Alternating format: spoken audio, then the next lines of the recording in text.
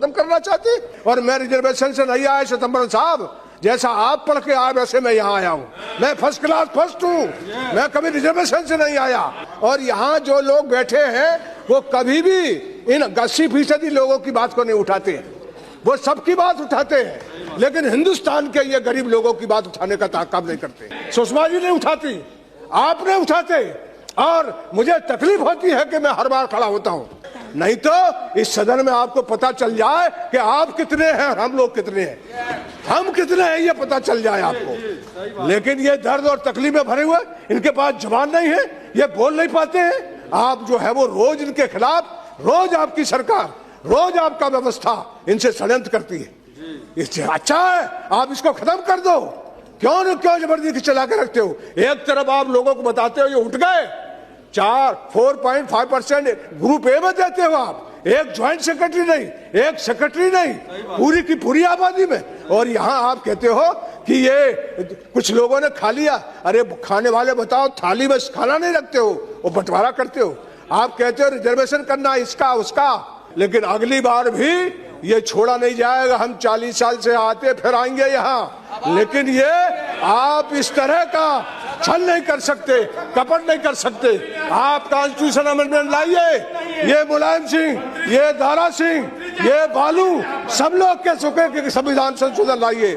सभी लोगों ने बोला है, और हम लोग ज्यादा हैं, पार्टियों में फंसे हुए इसलिए नहीं बोलते लोग। ये जो है, ये सब जो आपके यहाँ भी बैठे हैं वो मेरी बात के सामने चुपचाप ताली बजाते हैं। ऐसा मत सोचिए, ये बहुत दिल्ली तक बैठे हो आप, सब सूबों में साफ किया है, यहाँ भी नहीं छोड़ेंगे, चाहे आप कुछ भी कर लीजिए। लेकिन ये रिजर्वेशन के नाम पे हम लोगों को रोज जलील मत करिए। हम लोगों को रोज यानी यहाँ सदन में खड़े होकर के चिल्लाने के लिए खड़ा मत करिए। और इसका भाई आप है, आपने कहा था कि हाँ संविधान संशोधन सदन की इच्छा है, आपने कहा हम कर देंगे। संविधान संशोधन की बेंच आपने बिठा ली फिर से, और फिर उसने कह दिया कि नहीं हमारा काम नहीं है, आप सरकार दे दे। आपने कास्ट सेंसस कराया, 4 हिस्सों में आपने कर दिया। आप हमारी गिनती नहीं करना चाहते और चाहते हो कि देश चल जाए।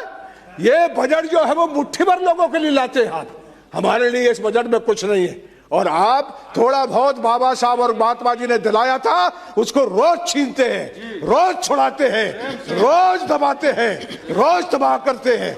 और जब हम खड़े होते, खड़े नहीं हो पाते। इससे बड़ी कोई समस्या है क्या? हजारों बरस से ये भुगत रहे, हजारों बरस से दुख और तकलीफ में है, इनके लिए दर्द नहीं है। मन बदल करके समाज बदलेगा, लेकिन आपका मन बदलने को तैयार नहीं है। आपका मन बदलता नहीं है, इनका मन बदलता नहीं है। हम कितना ही बोले, आपने कहा था, सब इनने कहा है, क्या बोला आपने? आपने सब चीज बोली, लेकिन इस दर्द को आपने नहीं बोला। लेकिन सुषमा जी हमारे साथ रही है, लेकिन इनके आत्मन में कभी दर्द नहीं।